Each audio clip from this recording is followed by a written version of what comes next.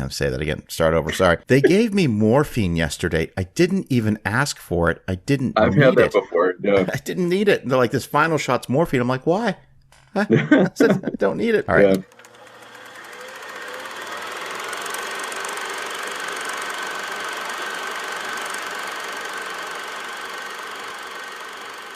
Okay, ladies and gentlemen, welcome back to the Dana Buckler Show. My name is Dana, and I am pleased to welcome back great friend of the show, gentleman that's been on here more times than I can even keep up with now, but it's been a while. Adam Riskey, welcome back to the Dana Buckler Show. How are you? I'm good. How are you, Dana? I'm good, man. So glad that you're back on here. Just before we started recording, I was just kind of looking at, let's see, when's the last time you were on here? I can't believe it's been over a year. It was July of last year. It's been a while. Yeah, it's kind of surprising. Yeah. I know. It's just, we constantly communicate via Twitter and other ways. So I just always feel like, oh yeah, no, he's been on the show like a month ago. Yeah, absolutely. Sure. So for the listeners, let's bring them up to speed on what you've been doing. You're still, of course, very active as a main contributor to F This Movie. So tell me a little bit about how that's been going and how the past year has been for you so far. Yeah. So F This Movie's been good. I'm approaching my 10th year on the site. So I've been keeping up just with, podcasts every once in a while and then articles each week. The newest thing is, since the last time I was on the show, my friend Rob and I used to write together a weekly column, and we have since changed it to a YouTube video series. So it's been interesting because it's like I'm getting more comfortable being on camera, which I was not before. And we're kind of, just as we were as a written column, trying to figure out like what the right kind of recipe is for like topics. So sometimes it's funny, we'll do a series where it's like, let's talk about all the Highlander movies. And then we'll watch Highlander 1, 2, and 3. And then we're just like, this is so much fun. We should do series all the time. And then we get to Highlander 4 and we're like, this was a mistake. I can't wait for this series to be over. I want to be free to talk about other things other than Highlander, but you're like pot committed. So right now, we were like, me and Rob and then Patrick from F This Movie, we're like big fans of Kristen Stewart. And we're just like, let's do a series called Summer of Stew. And we got like 2 reviews in, and I'm just like, I don't want to do Snow White and the Huntsman, but we're committed and we have to do it. And then I posted, and it's like one of the best watched, like in terms of views, YouTube videos, and I'm baffled. And then we did a show for our F This Movie Fest week back in March, where we were celebrating 1996 movies. So Rob and I were like, let's do a Van Damme double feature because he had Maximum Risk and The Quest that year. And for some reason, it's like by far our most watched video. So then we were like, well, we should do another Van Damme double feature. So during June, we did 2 Van Damme DTV video movies, and it's our worst watched video. And I'm just like, I don't understand anything. I'm not chasing clicks anymore. So it's been fun. And then outside of F This Movie stuff, I've sort of lost my zeal, I guess, for a lot of new releases in theaters or just on streaming. I think it's getting to me that there's not really like a monoculture anymore, that like a lot of movies come out, but a lot of movies sort of like are so ephemeral. It's like they don't really exist. So a lot of times I'm just like, do I really need to watch this? Because am I ever going to have a conversation about this movie with anyone? And sometimes it's like you could like a Netflix movie, like Spiderhead or something like that. I'm just like, no one's going to remember this in a week. Like, I don't need to watch this. Or it was just crazy because I used to try to keep up with everything. But I'm finding a lot of enjoyment in watching older movies and movies from like the 70s or the 80s and things like I are blind spots for me. And making a concerted effort to finally see those have been enjoyable. That's been a really big deal for me. Like I share very similar thoughts with you regarding the current state of cinema. I'm you know, like there's a few gems that come out every once in a while. They're few and far between. But for the most part, you know, I'm a consumer of 70s, 80s, and 90s cinema. And then, you know, I find myself reaching out to like my friend Phil Joanno, who's, you know, 10, 11 years older than me. And I ask him, you know, what's your definitive list of movies I need to check out from that time period? And he sends me a spreadsheet of 100 movies. And he just says, all right, just mark off the ones you haven't seen. And I submitted the list back to him. There was like 40 I hadn't seen. He's like, I'm ashamed of you. How could you? You need to get through this and report back to me. So I understand exactly what you mean by, you know, kind of going back. And it's sad that we have to spend all our time in the past. It seems like it does. It's a little bit of it feels like a little bit of a lost art now, where the people, and I don't want to paint in broad strokes, but maybe it's money or the time that they get to make things. I think that's probably more or less what it is. But a lot of it just seems like lower than TV quality of like the 90s and the 2000s, like just in terms of like presentation and craft even, let alone just, you know, the stories being derivative. Like one thing that bugs me about current movies, like with all of the prequels and sidequels and things like that, or like spin-offs and things like that, like movie series don't feel like they mean anything anymore. Like when we were growing up, it's like, you know, Star Wars trilogy, and it's just like you have this franchise in your mind, and it's like this circle or this square or something like that, but like everything fits in the circle or the square. And like now it's such like this amorphous kind of blob of stuff where everything feels like disconnected, and it doesn't feel like a cohesive like franchise with an identity anymore.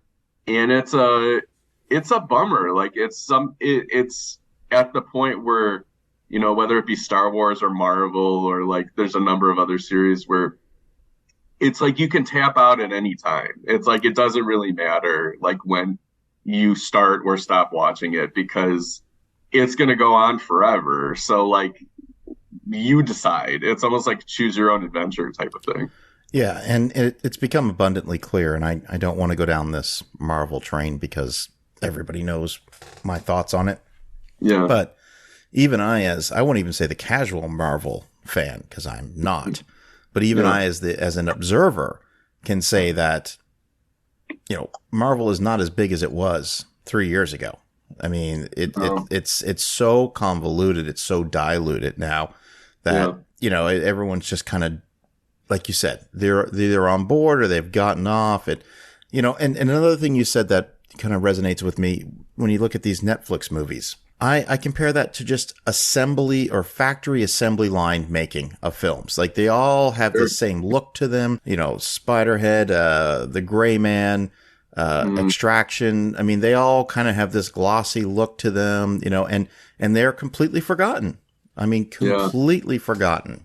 It's I insane. heard that, in terms of the look, I heard recently on another show that they have like specific mandates for lighting and things like that because they want it to look good on phones. Like that's why they look like that. Like they look oversaturated or too bright or things like that. And like I was watching the trailer for like Wednesday, that Addams Family show that Tim Burton's involved with, and I'm just like, this is too bright. Like this looks like I'm walking through a party city, and like there's like no filmic quality to it, to like the cinematography and things like that. I do think, like, you know, if I'm looking back when I mention, you know, like a certain craft element is gone, I don't understand why the industry as a whole just so jumps on digital photography when we clearly can see that like shooting on film just looks better, and even if you digitally convert it, it still looks better like than if you shot it digital and then have it be a digital presentation. Like it just immediately looks almost more dated, even though it's more modern. It's very strange. It really is, and I think we could spend hours going down this road, but There is one thing I want to bring up, and I'm sorry, I'm not trying to blindside you with this one, but it just popped in my mind.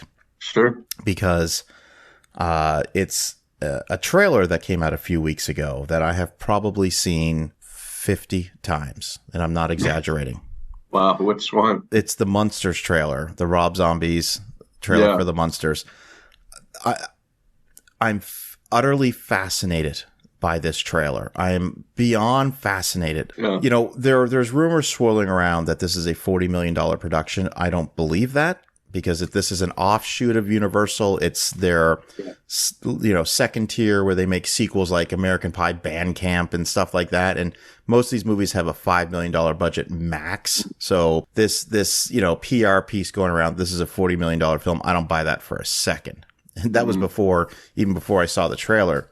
You know, there are people calling this the worst trailer ever made just from a technical standpoint, the audio being completely off and just the wonky colors. But bizarrely, Adam, I will watch this movie the first day it comes out. So I'm wondering if this is all just by design by Rob Zombie, because the movie does not look good to me, but I have to see it. So whatever marketing they've used, it's worked on me. Yeah.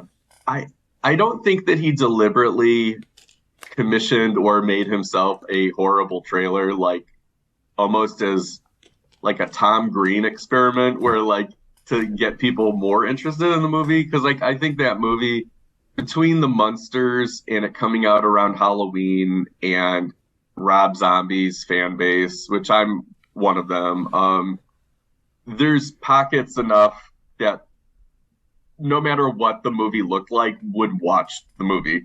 But yeah, that trailer is like, when I saw it, I was like you, where I watched it multiple times that day, because it was like they were teaching you a new trailer language. Like, it resembled no trailer I had ever seen in terms of pacing, or as you mentioned, like voiceovers or edits, or just the way that it looked, or like the crayon like work key art that they were using. It was very bizarre. And I've heard it described as it looked like a Six Flags Fright Fest ad. It looked like a Halloween mug root beer ad from the 90s. It looked like a Fox sitcom from the 90s. And yeah, it definitely feels like an Elvira beer commercial. Yeah, But I am curious about it because,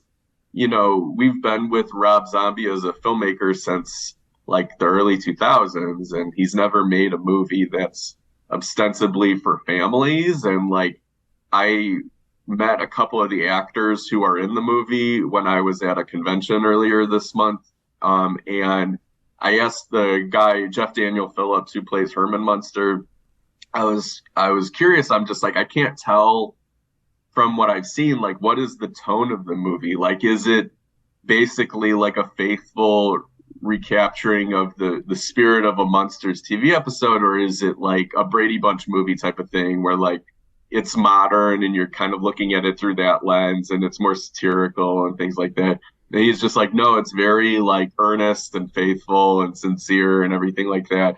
And if they're able to succeed with having, kind of like a fun, hard on its sleeve type of Munsters, I think it could be like a surprise in the same way like Hubie Halloween was a surprise, where it's like, wow, this is kind of fun and funny, and it's like not terrible. And I'm shocked because it's a Netflix Sandler movie. But we'll see. I don't know. I don't have high hopes for it, but I'm very curious. It's one of the movies I'm most curious about this year. There are some people on YouTube that have made black and white versions of the trailer, which I will openly admit I think look better. I don't know if there's a decision. I don't know if we're way past this because the film comes out in 6 weeks based on when we're recording now. But a black and white version might suit that film a little bit better, especially if, like you said, they want to be more akin to the original product. Yeah, there's a Rob on F This Movie. He like speculated that maybe they shot it in black and white, or like for black and white, and then they made a conscious choice later where they're just like, okay, we like can't release it this way. We have to release it in color to appease more fans. But it does look significantly better in the clips in the trailer that are black and white than the ones that are in color. You mentioned you talked to him at a con. Which convention was this? I'd love to hear a little bit more about your adventures there. Sure. Yeah. I go every year to a convention in the Chicagoland area called Flashback Weekend. I've been going pretty much yearly since 2005. And it's now just kind of like a hangout. It's sort of different for me, like than other conventions where I'm more there because I have like a specific, one or two or three people that are celebrities that I would like to get like a signature from or meets and stuff like that. This one's more like I just kind of like bumping into friends and walking around and things like that and attending panels and whatnot. So this year was my year where I had the worst luck that I think I've ever had at this convention because after avoiding it for 2 years and 4 months, I got COVID from this convention. So that was a nice keepsake. So I bought some shirts, I bought some Blu-rays, I got some autographs, I bought some magazines, I bought a pillow that I used to nurse myself during the COVID that I got at the convention. One of the actors I met is Richard Brake, who is in the Munsters, but he's also in a lot of Rob Zombie films and like. He was in Batman Begins. He was the guy who killed Bruce's parents. And that. I have him on a list of the top actors I'm most afraid of, like that I would not want to meet in a dark alley. And I was petrified of meeting Richard Brake. So I met him and he was very nice, but also now I'm just like super convinced that he's the one who gave me COVID. Oh, no. Because like I have to blame somebody. So I'm blaming Richard Brake. But yeah, it was funny because with my friends, like they were like, you were visibly shaking in line. And I'm just like, yeah, I wanted to get out of there. Like I didn't know why I was going through this. Well, I'm glad you're okay. I'm glad, we're always having a lighthearted conversation, but I'm sorry that you got COVID. I've had it a couple of times and I'm glad you came out okay on that. So I did. Yeah. Thank you. Now from what I recall with flashback weekends, there is always seems to be a conversation somewhere. I know I listened to you on F This Movie with Patrick and the subject of Robert Englund comes up all the time. Sure. I believe there was one story. Yeah, he's there many years. Yeah. So I believe there was one story where you saw him at a restaurant and you guys want discussion about whether or not you were going to pick up his tab and you weren't sure about because of the wine he was drinking. I don't remember exactly. I've seen him multiple times at restaurants, at conventions. Like I've seen him eating more times than I've seen like friends of mine eating. It's weird. Was he there this year and did you get a chance to see him? He was there this year. They were doing a weird thing with his line where if you wanted to meet him, priority was given to people who had like the ultimate package, which was like about $150 more for your weekend pass than it would be if you didn't have the ultimate. And that sold out really quickly. Then after that, they were giving out like it was sort of like a raffle system where they were giving out like blue tickets and like you had to line up super early, like Comic-Con style. And I got there like an hour early one day and I was like, I'll try. But then after I got shut out on Friday, I was kind of more like I could either experience the convention or be at the behest of Robert Englund's line rules, and I decided not to do that. I saw one of his panels, and it was pretty interesting. Although the people moderating it, like there's sort of an art to moderating like a panel at a horror convention. You kind of need to like know, like stick with the hits. Ask questions about, if it's Robert Englund, ask questions about Nightmare on Elm Street, things like that. Like, you have a limited amount of time. Like, don't turn this into, like, your, career interview or, like, the thing that, like, most specifically interests you. Like, keep it for the masses. And the people doing, like, the moderating for this one were just like, tell me about your working as an actor in the 70s, and like tell me about this, and they're like setting up clips to like the movie Stay Hungry, I think, with like him and Jeff Bridges, and then like we had to watch the clip of it, and like it was weird. And he did have an anecdote in there that was pretty funny, where he was talking about his decision to stick in like the sci-fi and horror genres primarily, and he used it as kind of a counterpoint to like why he doesn't do comedy. And he was saying that he knows what genres travel better internationally, and if you're trying to be, you know, a working actor but like a successful working actor, then like you're expanding your global market if you stick to, you know, ones that can be understood whether you're in Lithuania or the United States or, you know, Mexico, or it doesn't matter. So he said, just kind of off the cuff, he's like, you know, they don't even know who Jay Leno is in Portugal. And this woman behind me goes, oh, wow. She was like, those poor Brazilians, like, they don't know. They don't know who Jay Leno is. It's like, what a loss for their culture. And it was just so funny to me because she like, and it wasn't even, it was like spontaneous. It's like if you were to gasp when somebody startles you, she was just like, no.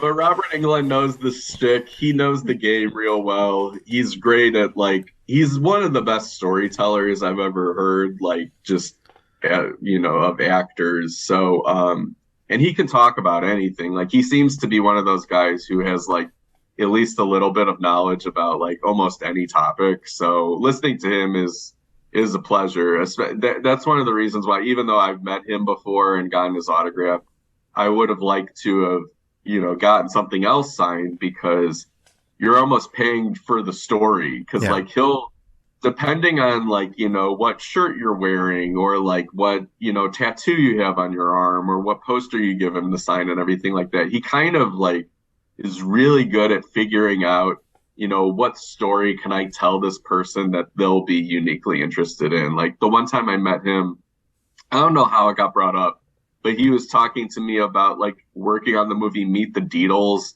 and how when he was working on it, like AJ Langer from like My So-Called Life and The People Under the Stairs had like a massive diehard crush on Paul Walker, and how like she was going up to Robert Englund to play matchmaker and stuff. And I'm just like, this should be a movie. Like why, like, or at least like a TV episode. Like I want to see the Robert Englund matchmaker episode. That's awesome. Yeah. Was there any other Elm Street alumni at this one? Yeah. It was they had Heather Langenkamp and Amanda Wyss from the original, and then they had a bunch of people from the fourth one. So they had like Workout Girl and Asthma Girl and Lisa Wilcox, who plays what's her name? Alice. What's her name? Alice. Thank you. Yeah, Alice, who I've met before, is very nice. She was like, it was kind of funny though, because every once in a while when you go to a convention, you'll start talking to a celebrity and like they won't stop talking to you, and you're kind of like, all right, I'm good, but like there's no way to like walk away from it. So I've had that with few people. One was Lisa Wilcox, who like kept telling me about her horror themed escape rooms. Like she had like a company where she's just like, it's like an escape room, but like inside the escape room is like a horror celebrity, and like they have to help you or whatever. And I was just like, oh, cool, where is it? And she's like, it's in LA. And I'm like, yeah, well, I live in Illinois. So, I mean, like, that's not going to do me any good. And she's just like, yeah, but you're on a website, right? I'm like, yeah. And she's like, can you promote it? And I was just like, Patrick? I'm like, get over here. So she, like, kept me at her table for a long time, like, talking about that. I remember I was talking to Reggie Bannister from the Phantasm movies, and he wouldn't let me leave because he was talking to me about like the how good the chili is that like his wife makes at like chili cook-offs, like also in LA area. I'm just like, what is going on here? And like it was funny because there are people like in line behind me waiting for like 40 minutes, and it was just like, no, this is a quality guy. I'm gonna like continue Right. talking to him, and like I was like looking back, I'm just like, I'm sorry, I know, I want to go. So I had a few months ago, I had Yeah. kind of a unique con story. The Mhm. city I live in, Ocala, Florida, last year opened up this mega complex called the World Equestrian Center, and it's considered to be now the world renowned horse jumping and entertainment complex in the world. I mean, it was a few billion they spent on this thing, and I encourage people just to Google the World Equestrian Center in Ocala. It's incredible, but it's also opened up a convention space. Mhm. So they had a horror con there called forgive me if I'm pronouncing this correct. It's Ocala we live in. I think it was called Spookala. Spookala. Okay, so it was Okay. okay. So I was not going. I mean, I was working. I run a restaurant, and I wasn't. Mhm. It was. I don't even want to say that I wasn't even considering going because I was like, I don't even really know. I have never really been to a con before. I'd have to call Adam to figure out the do's and don'ts of one of these things. And Sure. so, and I don't know how successful it's going to be. All right. So anyway, long story short, it's a Friday, Saturday, Sunday deal. Friday night, my kitchen closes at 9 o'clock. My bar stays open till 11 o'clock. And it's Mhm. around 10 o'clock at night. And I am out back talking to a couple employees. And one of my coworkers comes out and says, "Hey, there's a guy up front. He wants to know if you'll open the kitchen back up so him and his friends can eat." And I went, Mhm. "Well, that's not how we do things. I mean, that's not, I mean, that's, we've been closed for an hour. The guys in the kitchen are gone." I said, that's not how we do things. I said, I was a little annoyed. I was like, just tell the guy, sorry, can't help. You know what? I'll do it myself. So Mhm. I walked back through the kitchen, come out, and I immediately recognized the guy. And I said, "You Dave Sheridan?" And he's like, "Yeah, I am." He goes, "You know who I am?" I said, "Yeah, you're Officer Doofy from Scary Movie. I know exactly who you are." Yeah. And he goes, "Are you the guy with the podcast?" And I was like, I am." They're like, "Yeah, your coworker was going to find you. He said you have a podcast. What kind of podcast?" Yeah. And we got talking, and I gave him a card for the show. He goes, Can you open up the kitchen?" I said, "Dave, man, I'd love to help you out." I said, "But my guys are gone." I said, Mhm. "I can get you, drinks, dessert, anything like that. Anything I can whip up myself." I said, "But, I can't do it." He goes, "Well, come outside and meet a couple friends of mine." So I walk out there, and he was with Felissa Rose and Thom Matthews. Oh, And, nice. and I was Yeah. just like, it was just the two of them standing outside him. And I'm like, and Dave comes out and like, "Guys, this is Dana." And I'm like, "Felissa Rose." And she just immediately gives me a hug. She's like, "How are you, sweetie?" I'm like, "Well, you're the nicest person in the world." Yeah. And I look at Thom, who is shockingly taller than I am. I was not prepared for how tall he was. And he was very nice, but very reserved and very quiet. Okay. He's like, "Very nice to meet you." And I said, "Very nice to meet you." I said, "Listen, I love Jason Lives. That's like one of my favorite Friday the 13th. You're amazing in that film." And he's like, Thank you so much." And Felissa's like, "You know me." I'm like, "Sleepaway Camp. Of course I know who you are." Yeah. And then Dave again says, "So now do you think you can open up the kitchen?" I went, "No, there's nothing I can do. There's nothing I can do." They said, "Well, we're in town for this convention." And I said, "Oh, okay. Yeah, no, I got it. I said, "Listen, the next couple days, if you need a table, just text me, blah, blah." Long story short, 7 o'clock the next day, I get a text from Dave. "Hey, it's the three of us. We want to come up and have dinner at the restaurant. Can you make it happen?" I said, "Come on." So I ended up waiting on the table, and they were so nice. And I understand there are rules about, you got to typically you have to pay for photos with these people, correct? Like when you're at the convention. Yeah. But I'm waiting on them, and when it comes time for the check, I'm like, "So do you guys each want your own check? One check? What's easiest for you?" Like, "Oh, just bring us one. We're just going to throw some cash on it." So I bring the bill without getting specifics. Very, very generous tippers, I might add. Very that's generous. I took care of their alcohol drinks. I said, "I took care of your drinks today." "Why'd you do that?" I said, "Well, I got to be able to tell anyone that's willing to listen, that I bought you guys a round of drinks one day. And so, and then I brought up the podcast again, and Felissa has said that she'll be delighted to do the show. She's on the circuit right now. So, and then I just asked them for a picture, and it's up on my Instagram, and they were just the nicest people. And it was just a really nice interaction. And they'll be back in December because they're doing another con here, and I am going to go this year. Yeah, one pro tip I guess I'll give about like conventions is the interactions you have with people like outside of them at their booth usually are even better than the ones that you'll have with them that way. So like, if they have some sort of like meet and greets at a bar or something like that, that's part of the con. Usually like, celebrities from there, they're in from out of town, they're at the hotel. They'll stop by the bar to mingle and just kind of like that. If you buy them a drink, like that's going to be a better interaction to kind of chat them up there than like if you're going to their table where like, you've got a line of people behind you and everything like that. So yeah, it doesn't surprise me that, when you catch them, just out living their life and things like that, like they're going to be more relaxed and like, yeah, you'll have a really good experience. I do have one more good con story because I forgot about that. Well, I just want to follow up by saying what the three of them drank. Yeah. So if for the people out there, if you run into Thom Matthews, Dave Sheridan, or Felissa Rose, like Adam said, at a bar, and you want to impress them, all right, bring Thom a Belvedere extra dirty martini with blue cheese olives. Okay. Yeah. Bring Felissa a nice glass of Pinot Grigio, and bring Dave Sheridan a Hottie Toddy. If nobody's familiar with the Hottie Toddy, you're going to need hot tea, honey, some type of bourbon. It varies from region to region in America. So just if you want to give anybody a little advice there, if they want to buy them a drink. Nice. And if you bump into Robert Englund, lots of wine. Yes. He drinks wine. So I was at a convention last November and Alice Cooper was there and he had like no line. It was kind of great. It was weird.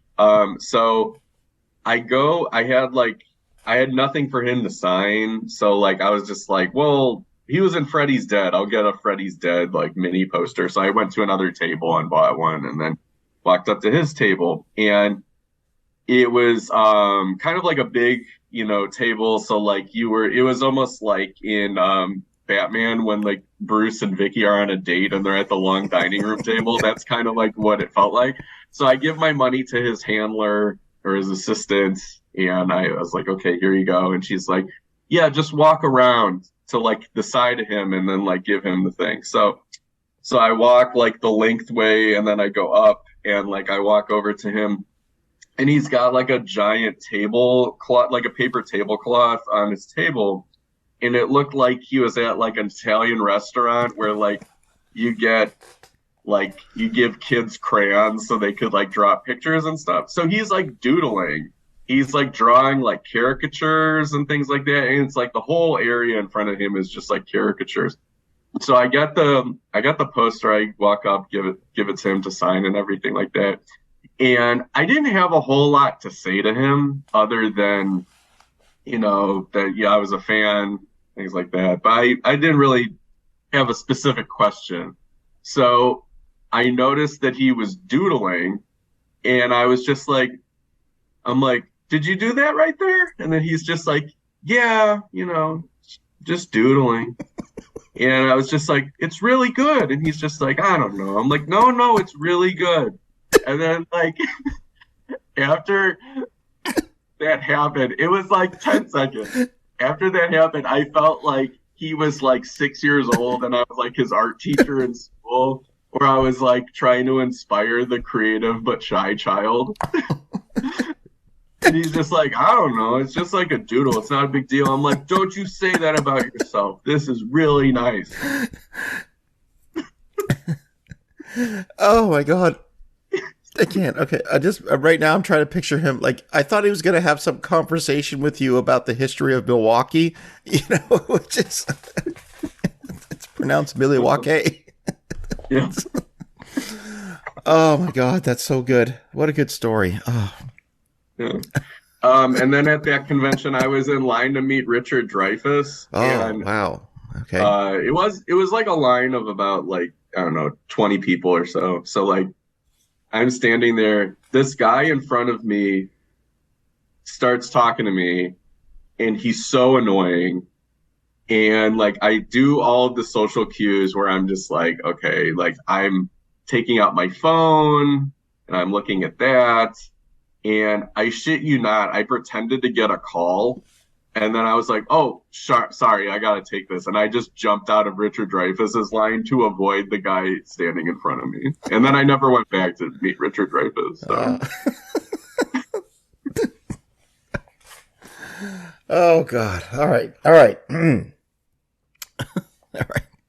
So Adam, Yeah. I have not actually. I've seen surprisingly more movies this year than I expected that I would have, but there are huge gaps in what I've seen over the past 6-7 months. So Yeah. I know you haven't seen as many movies as you have, say, the previous year, but I'm wondering if you could talk about a few movies that you saw this year, the good, bad, the underrated, overrated, just a few that might come to mind. Yeah, sure. So there was a movie that came out in the spring that like everybody loved, and some people were saying was their favorite or like the best movie they've ever seen. I heard a couple people say that, and that was Everything Everywhere All at Once.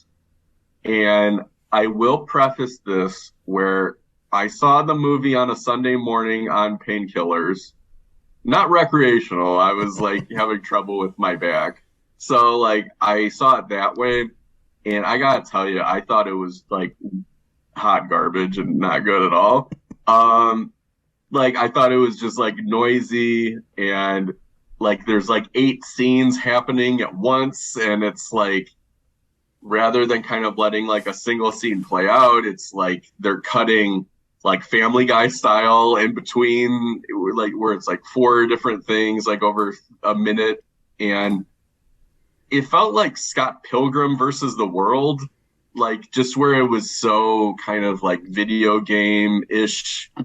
Um, and it just kind of like nullified whatever emotional impact there would be. So that kind of set the tone for like a lot of movies this year for me, where people kind of like love them. And I feel on the outside looking in where I'm just like, I don't really get what you're seeing. And if I let it get to me, like it will get to me because I'm just like frustrated that people seem to be having like a much better movie year than I am. But I felt that way with like the Batman. I felt that way with Ambulance to a certain degree. Somewhat with Top Gun Maverick, which is a movie I like quite a bit, but I don't love it as much as most people do. So yeah, it's been a rough year. Like I think by far for me, the movie, like the only 4-star out of 4 movie for me this year is X, which is the Ty West horror movie from earlier this year. And there's going to be a prequel for that coming out in September called Pearl, and I'm very excited for that. And I was, as a Ty West fan, I was excited to see it, and I thought it really delivered. It's a very fun slasher movie. And it's different from what he's done because his movies sort of were more serious in tone prior to this. And this one's kind of like a lot more kind of loose and comedic and, but doesn't skimp on the horror aspects and the suspense and everything like that. So I think that movie is like really terrific. But yeah, I'm hoping for a strong fall and winter because, if I were to make like a top 10 list right now of the year so far, like I would have a lot of movies that are like 2.5 to 3 stars for me at best on there. I just think that it's been a tough year just for memorable movies, let alone like great movies up to this point. I'm going to kind of rapid fire you a few movies here. So just, Yeah, sure. and you can either say, what you thought of it or haven't seen it, Okay, so Yeah. let me just come back here just a little bit. Okay, so ready. Here we go. Scream. It's horrible. Okay. Yeah, I don't know what they're doing. It's over. I saw that in the theater. It was interesting. Okay. The Northman. That was fun. It's basically like Gladiator Braveheart light. I did like Viking Quidditch in the middle of the movie for no reason. That was fun. I think it's a solid entertainment. Okay. The Lost City. I did not see it. Okay. Doctor Strange and the Multiverse of Madness. It's cumbersome and kind of boring, and I'm glad Sam Raimi's back, but I would rather see him direct any movie other than a Marvel movie. Jurassic World Dominion. I walked out of it, and then my dad wanted to see it, so I had to walk back into another show of it. I did finish it. I think it's one of the most poorly made blockbusters I've ever seen. Ooh, that's saying a lot. Yeah, it's at least it's long, so that was good. Oh, can I add one thing? They just announced that when it comes on Peacock, there'll be an additional 15 minutes added to the film. I heard about that. Yeah, great. It's so stupid. Like, okay, I was talking to Patrick about this, where he's like, "Do you blame Jeff Goldblum, Laura Dern, and Sam Neill for coming back?" And 9 times out of 10, I would be like, "No, I don't blame them. It's not them responsible for the material, and like, you know, they probably got paid really well and everything, and like, people love them, so they should benefit from the success and the goodwill." But then he goes, "Do you blame them for coming back?" And I just went, "Yes, I do. I do blame them for coming back, because they're so underserved by the material. And I don't know what, like, I love Sam Neill, and I saw him as recently as Hunt for the Wilder People, and I think he's terrific in that. But he seems like he got like a piano dropped on his head, and then they said roll. And I'm just like, what is this performance? He seems very confused, so I don't know. Okay. All right. Thor: Love and Thunder. I walked out of that after 25 minutes. What was the tipping point? Was it the humor, the nonsense? Like, what was the tipping point for you? Because let me ask you this. I follow that up with Thor: Ragnarok. What were your thoughts on that film? So, and was because the same director. I mean, did you kind of know what you were getting yourself into, or was this even more out there? So I walked out of it when they brought back like Matt Damon and like one of the other guys doing like a reenactment of Thor, and then like Melissa McCarthy came out, and I was like, yeah, no, I'm done. It was sort of like when I watched Hobbs and Shaw, and there were cameos by Kevin Hart and Ryan Reynolds. I'm like, you need to fucking warn people about this. Like, because I need to have a choice that, like, if you told me, like, oh yeah, Thor: Love and Thunder, Melissa McCarthy's going to show up, I'm like, no, I'm done with that part of my life. I don't need to be here for this. So that was the tipping point. I had seen Thor: Ragnarok. I think it's okay. I know it's sort of like a beloved movie in the Marvel canon. I think it's too clever by half for my taste. I don't really like. I like Taika Waititi sometimes. Like Hunt for the Wilder People and What We Do in the Shadows, I think are very funny comedies. But like Jojo Rabbit and the Thor movies, and like his performance in Free Guy, I think also kind of like informs this. I think he's very impressed with himself, and it's like, you love yourself so much, you don't need me. Like, it's fine. I just find him kind of off-putting in a lot of ways. I Hunt for the Wilder People, and especially What We Do in the Shadows. I just on a whim just rewatched that one about a month ago, and you know, typically when I watch stuff by myself, I might not laugh out loud as much as like when you're with a group of people. But I did, again, found myself just utterly laughing out loud, sitting alone on my couch. Like, I think that movie is absolutely brilliant. I don't laugh out loud like when I'm by myself on my couch either. But I will say, and I remember this very vividly, the hardest I've laughed ever during a movie at home by myself was when I watched Drop Zone like 2 years ago. I don't know why that movie just caught me in the right moment, but I was just like, this movie's hysterical and wonderful. And yeah, Drop Zone, man. Okay, Drop Zone, Yancey Butler, Wesley Snipes.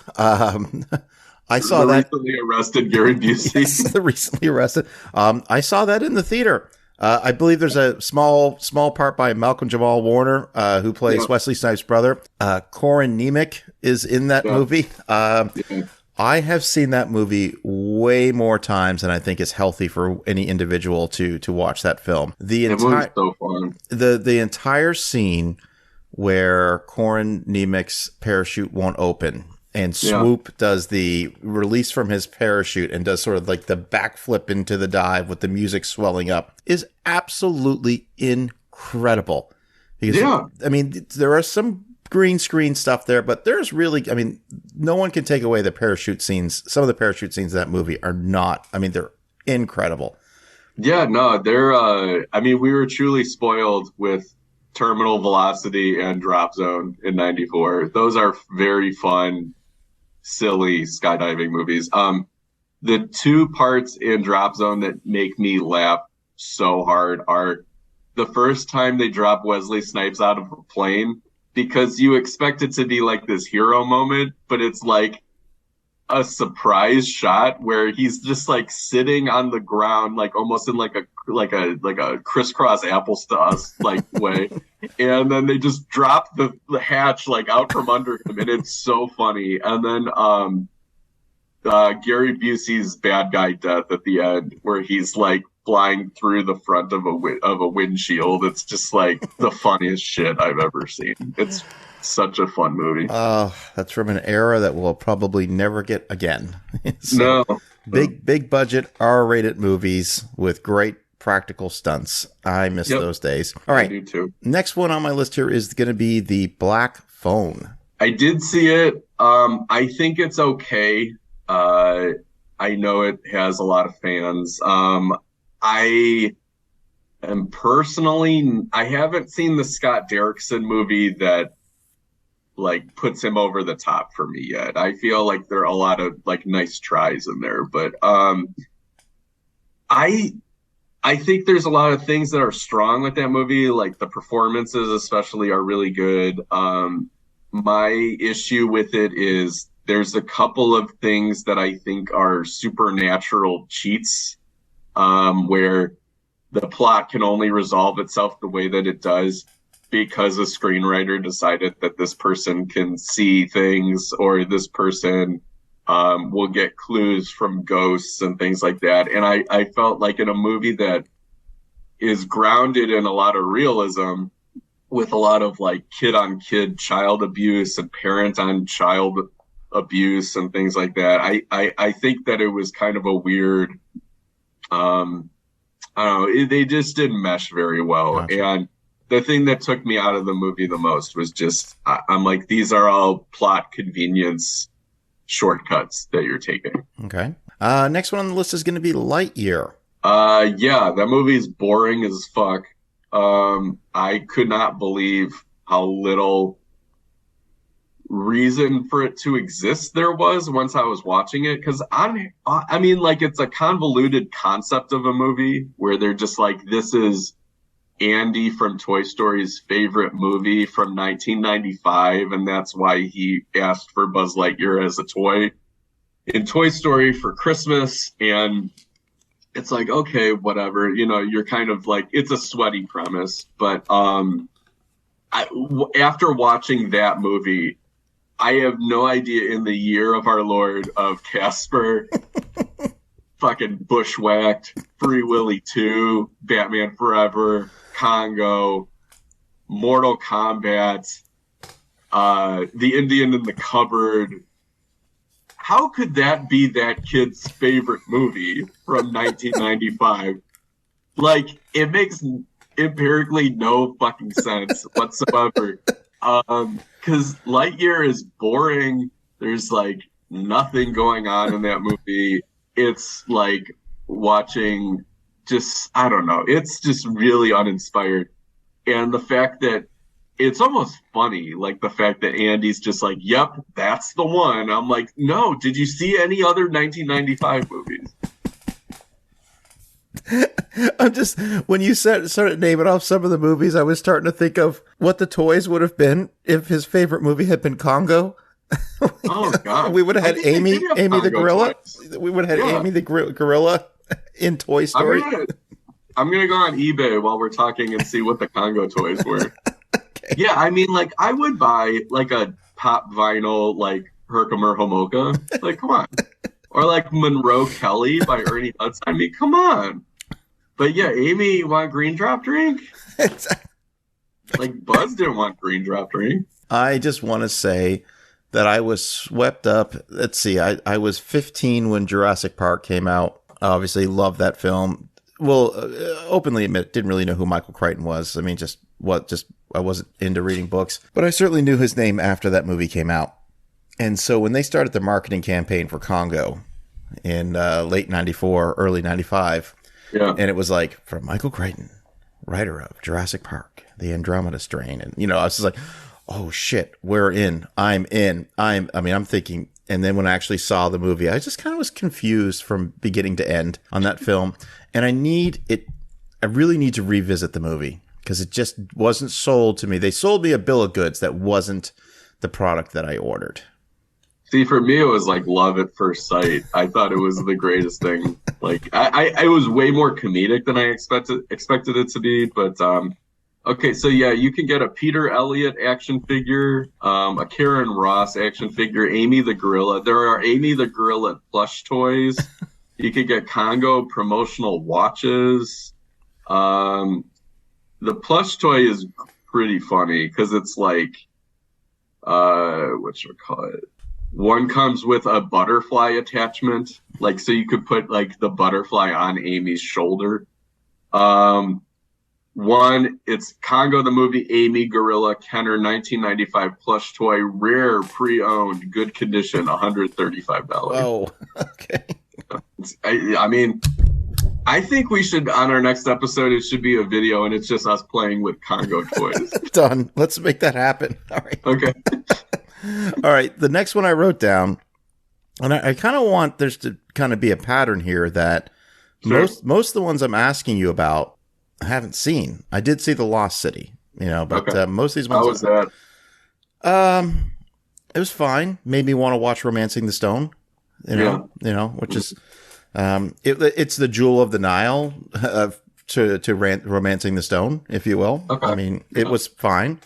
Mm-hmm. Next one on my list is Uncharted. Now, I asked this question twofold. Number one, because I've been an Xbox guy my entire life. Mm-hmm. I have never, in fact, played any of the Uncharted games. So for me to go into seeing this film, it would typically be through, I'm just watching a movie. I don't know the source material.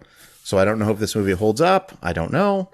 Your thoughts? I've never played the game and I didn't see the movie because I'm pretty much done with Mark Wahlberg and I'm really done with Tom Holland. I think Tom Holland is like, I could put him on the Mount Rushmore of like, this is why movies are the way that they are now. Because if this is what a movie star is, where it's just warmed over like Michael J. Fox without the charm and humor, then I'm good. It's like him, Dwayne Johnson, Ryan Reynolds, Kevin Hart. Like, I'm just like, this is why no one cares anymore. So. Interesting you bring Mark Wahlberg up because the next one I have is Father Stu. I did not see Father Stu. Okay. Once I saw Mel Gibson was in it, I was just like, okay, I don't need to. You're done. Yep, we got you on that one. Elvis. I did see Elvis. I was surprised how much I liked it because I'm not like a Baz Luhrmann guy normally. I don't hate his movies, but like I find them kind of a lot, and I wish they were kind of like at 50% of the pitch that they usually are. There's some of that in Elvis, but I think like Austin Butler is so good as Elvis that it kind of transcends the rest of the movie. And I think Tom Hanks is a really interesting bad guy in that movie because, you know, some people were saying like this is the worst performance of his career and like what is he doing and everything. But I've heard him in interviews say that he doesn't think that he could play villains because he's such a nice guy, like on screen and off, that like it would feel inauthentic. And I think that if you're going to have him play a villain in a movie, Elvis kind of cracks how you do that.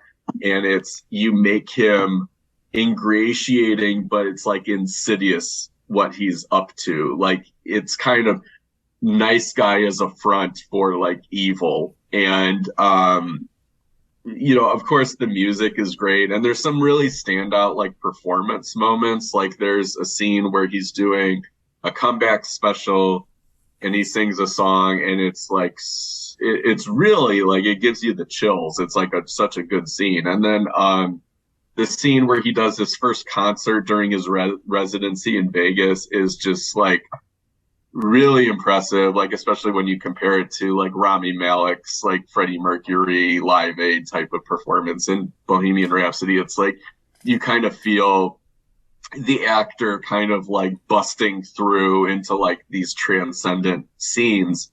So I really liked it a lot and I was surprised. Okay, good. Yeah, I'm going to be watching that one very soon. So, Morbius. I did not see it. Okay. Any plans to see it? No. Okay. Okay. All right. 13 Lives. I did not see it. I've heard good things. It's right there for me because it's on Amazon Prime. I think if it shows up on like some top 10 lists at the end of the year, I'll take the dive. But that's another one of those movies that I kind of hinted at earlier in the show where it's like, does this really exist? Because like nobody's talking about it. Yeah, I will say, because I have seen that film. Yeah. And it's one that, you know, I understand why they didn't put it in theaters because it's not a hot brand or an IP. So how do you sell it? Much like it's directed by Ron Howard, and much like Apollo 13, even though you know the outcome, this has got some of the most anxiety-inducing scenes I've ever seen in a film, and I was literally on the edge of my seat for huge swaths of the movie. It doesn't waste any time getting right into how the kids find themselves trapped in the cave, and you know, the banter between Colin Farrell and Viggo Mortensen will wear on you a little bit. Okay. But it is I thought it was an exceptional movie, and it's certainly one that I would put into, as of right now, easily into my top 10 of the year. I was surprised at how good it was. There's a recommendation. I would recommend watching the documentary The Rescue that came out last year, which tells the story. I think that's on Disney Plus. And I would say watch The Rescue one day, and then the next day watch this movie. And they did an excellent job. That's a strong recommendation for me. A couple more here. Prey. Yeah. I need to rewatch Prey. I liked it, but I watched it at like 11 o'clock at night and then went to sleep and then woke up at 3 and watched like some more and then went back to sleep and then woke up at 6 and watched the end of it. So like, I don't know what I kind of imagined and what I really watched, but I think that the lead actress in the movie is really strong at anchoring the movie, and the special effects are pretty good with the exception of like a couple of the animal stuff. But like all the predator effects are really good. And it's just kind of like it's a unique kind of way to tell the story where it's sort of like bare bones and kind of more like, a throwback type of 80s type action movie, like where it's a little undercranked from where, you know, the bombast of it would be now. Definitely an improvement over the Predator from a few years ago. It's a shame that it's on Hulu and not in theaters. Yeah. I think that director Dan Trachtenberg is really talented, and I yeah I would love to see more movies from him because like 10 Cloverfield Lane to Prey was like a 6 year gap, so it's kind of shocking that it took that long for him to have a follow up lined up. Absolutely. I really enjoyed Prey. I was of course, I went into it with the lowest of low expectations, especially Sure. after The Predator, which had such a good pedigree going into it. I mean, anyway, talking about Shane Black being involved with The Predator. Two more movies I want to talk about. Both of these I have seen. One one would fall under the category of one and done. I'm glad I saw the movie. I never want to see it again, but it has stuck with me, and it's a movie that, for lack of a better term, fucked with me for days after I saw it. And that was Alex Garland's latest film, Men. Have you seen that film yet? I did, yeah.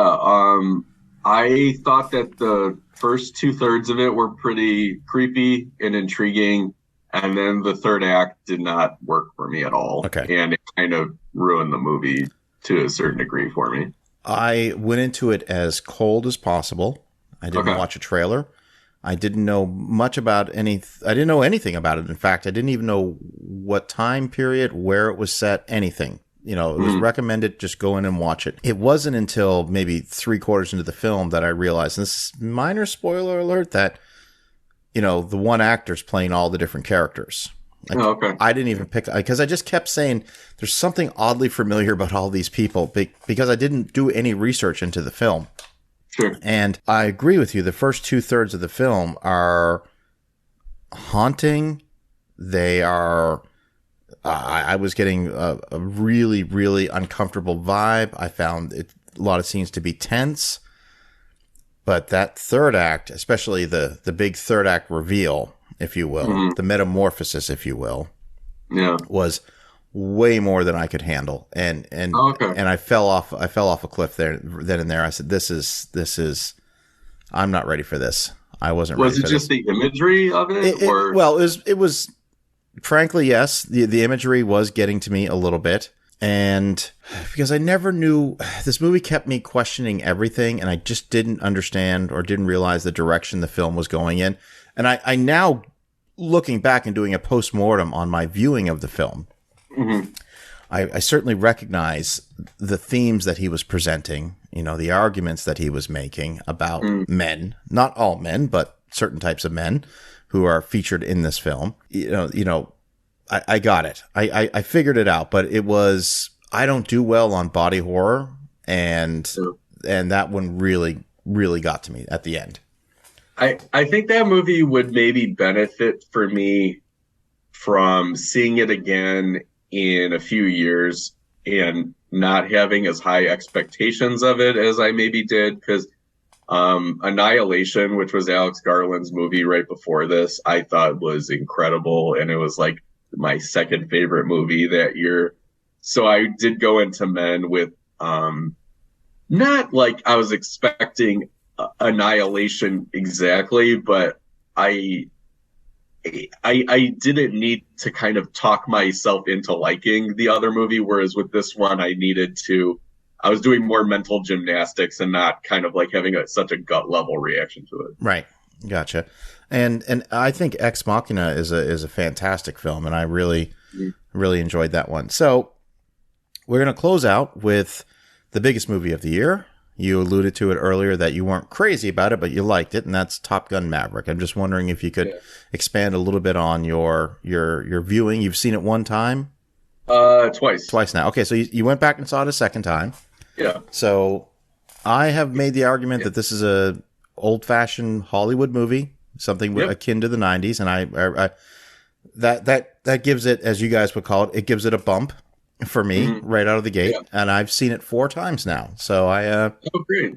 I thoroughly enjoyed the film. Yeah, I did too. I enjoy it a lot, like when I think back on it. It's like you said, it's such like a meat and potatoes type of Hollywood movie, which is, it's sad that it's that rare that, like, we're almost kind of like reflecting about how special that is when something's competent. I know. Yeah, but I mean, Tom Cruise obviously like waited the right amount of time for the right script, and I think that, having sort of the precedence of like Creed and some movies like that of how to do the legacy sequel definitely benefited Top Gun Maverick. I I think the supporting characters are very likable, but I wish they were maybe a little bit more, I guess, iconic. Because I think like sort of like it's sort of like a tough act to fill with like how iconic those characters from the original Top Gun have become. But I think that Jennifer Connelly it's one of those performances where you remember how much you like that actor, and it's like great to have her, back in a role that kind of pops this much. She seems to be, she's like such an old pro, which is something that like I've never really thought of her as before. And it's sort of like, okay, now at this stage in her career, it's like what gravitas she kind of brings to like a part that maybe is arguably a bit underwritten. But yeah, I mean, it's just like a really good crowd pleaser, and it's a sequel that makes sense, like to do 30 years later or 36 years later or whatever, because they could do so much more with the aerial photography and the stunt work, and they really did a tremendous job with it. Yeah, it's an exciting movie. I really enjoy how clear the mission is, because they do the table setting of it so that when you're doing and they set it up enough time with like trial runs and things like that, where when it's happening in the climax, you can it's like muscle memory to you at that point. You don't have to be thinking through like, how are they doing what they're doing and everything like that. You just kind of innately know the stakes and the dangers of what they're doing. And, if they got to do this in this amount of time, or they're screwed, or they have to elevate at this time, or they like can't hit over the peak of the mountain and things like that. And I thought that just from a storytelling perspective, it was so clean. That I really enjoyed that. That's a good way to put it. Yeah, it was definitely clean. I agree. If you were asked to do, if the year was over and the movies that had come out, this is what you had to work with, would Maverick make it into your top 10 of the films you've seen this year so far? It would be in my top 5. Be your top 5. Okay, excellent. I think it's got a really good shot at making a top 10 by the end of the year. It's just I try to keep in mind, like when I'm making a top 10 list, what is rewatchable and what is something that I'm going to like not be embarrassed to have on a list 10 years from now. And I think for sure Maverick is not a one and done. It's like something that I could watch anytime. Awesome. Yeah. Well, listen, Adam, I, as always, appreciate you taking time. I know you got a busy schedule between your day job, working for This Movie. It's go. I get that. I'm glad you're feeling better. And thank you. And I really appreciate you taking the time to do the show. And let's definitely do this again much sooner. Sounds good. So it may hopefully in a few more weeks. And we're getting into the fall movie season. And I have one question for you before we wrap this up. Bold prediction. Top Gun Maverick, Avatar, Way of the Water, worldwide, which movie is going to make more money? How much is Top Gun up to? Roughly, without looking at it, it's about 1.4 billion, somewhere in that area, 1.4, 1.5. I think if we're talking worldwide, I think Avatar will make more. If we're talking just domestic, I think it will be Top Gun. Gotcha. Okay. Yeah, because Avatar was such like a unique phenomenon, because it was the first movie to like really crack the 3D thing and kind of lead to like that boon for a while. I don't see that happening again with the sequel, but I do think it will be really successful. Are you looking forward to it? Yeah, I am, because it feels like a franchise that hasn't been sullied yet, unless you count it as Jake sullied. He had a choice to carry on that franchise without him. I'm just saying, he had a choice. Yeah. So, All right, listen, Adam. So thanks so much. People want to catch up with your work. What's the best way they can do that? you could follow me on Twitter at Risky Adam, or you can just go to fthismovie.com, and I do weekly YouTube videos, columns, and podcasts over there. Are the YouTube videos on a F This Movie channel, or is there a specific channel for them? Yeah, it's the F This Movie channel. Perfect. You can find them all there. Perfect. And I will certainly have links in this episode show notes to find Adam on Twitter, YouTube, the website. They'll all be in here. So it's just, you can literally, as we're talking right now, you can just slide down, look at them, and click on the link you need. So Adam, my friend, thank you so much. I always appreciate the opportunity to chat with you. Yeah, great catching up. Thanks, Dana. Absolutely. So my name is Dana Buckler, and thank you so much for listening.